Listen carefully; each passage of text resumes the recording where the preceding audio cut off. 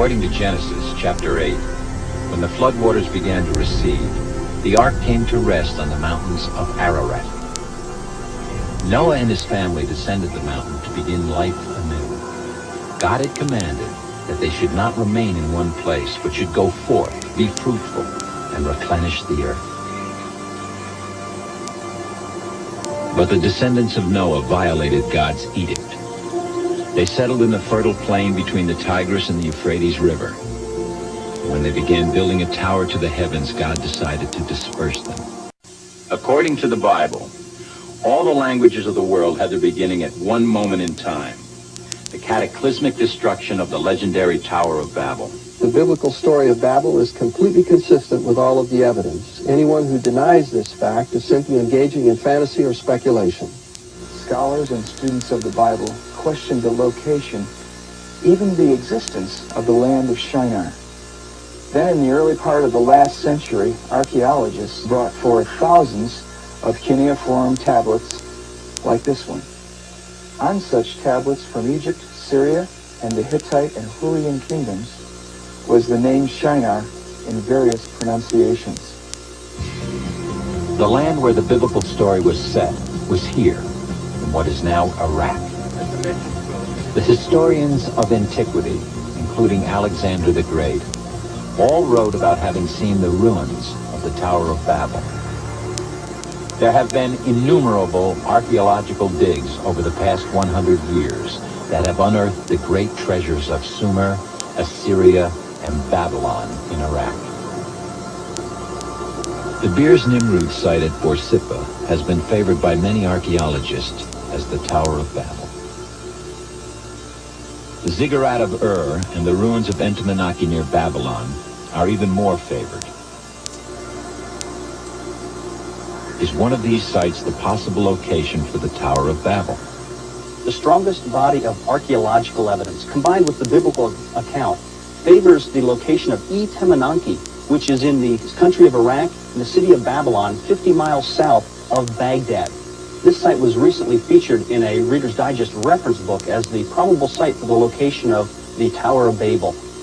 Today, in the city of Babylon, a model of this tower is featured in the Nebuchadnezzar Museum. Not only was there a real Tower of Babel in the past, the tower and the city that bore its name is being rebuilt today by the world's most dangerous dictator. Not only was there a real Tower of Babel in the past, the tower and the city that bore its name is being rebuilt today by the world's most dangerous dictator.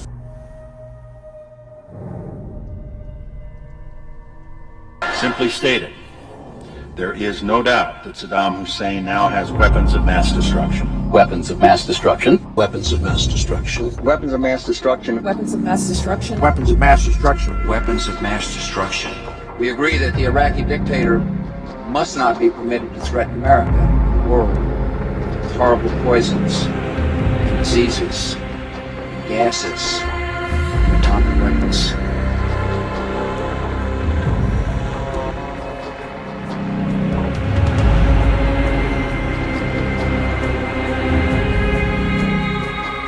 Evidence from intelligence sources, secret communications, and statements by people now in custody reveal that Saddam Hussein aids and protects terrorists, including members of Al-Qaeda. I want to put into the record, Mr. Chairman, a page from this document put out by the Bush administration, the Network of Terrorism. It was put out a month after 9/11. A page that says countries where Al-Qaeda or affiliated groups have operated. Iraq is not listed. The temple towers of Mesopotamia were centers for communicating with ancient astronauts. I believe the tower was intended as a communication device, but not with any so-called ancient astronauts, rather with the spirit world of demons and fallen angels.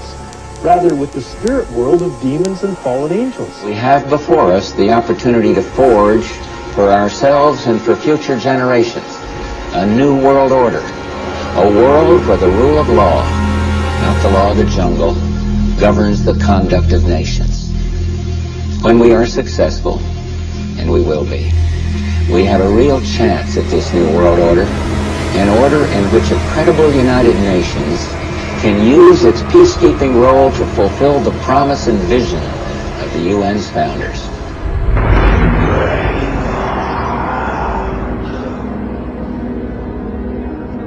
We can exclusively reveal that George Bush Sr.'s occult name is Magog, which is the name of the evil army commanded by Satan to visit Earth and destroy the kingdom of Christ.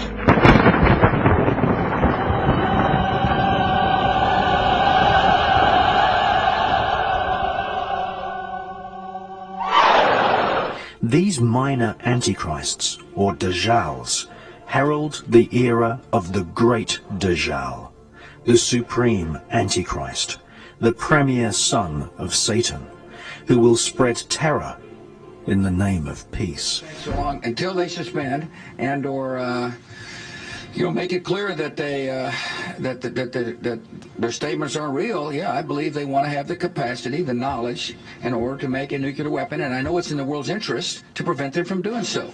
I believe that the Iranian, if Iran had a nuclear weapon, it would be a dangerous threat to world peace. We got a leader in Iran who has announced that he wants to destroy Israel. So I've told people that if you're interested in avoiding World War III, it seems like you ought to be interested in preventing them from having the knowledge necessary to make a nuclear weapon. And I take the threat of Iran with a nuclear weapon very seriously.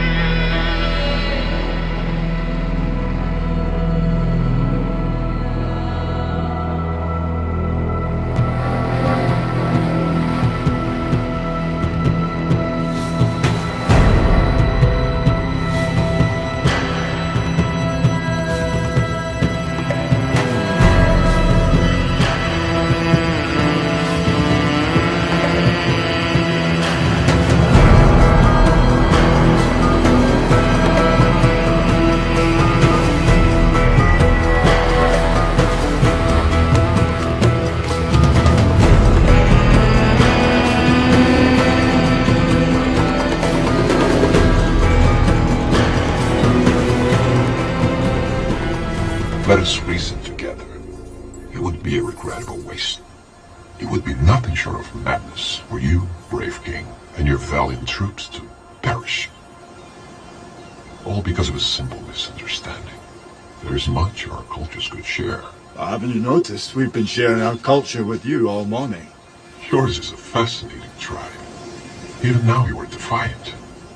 In the face of annihilation and the presence of a god, it isn't wise to stand against Leonidas. Imagine what horrible fate awaits my enemies when I would gladly kill any of my own men for victory. And I would die for any one of mine. You Greeks take pride in your logic. I suggest you employ it. Consider the beautiful land you so vigorously defend. Picture it reduced to ash at my whim.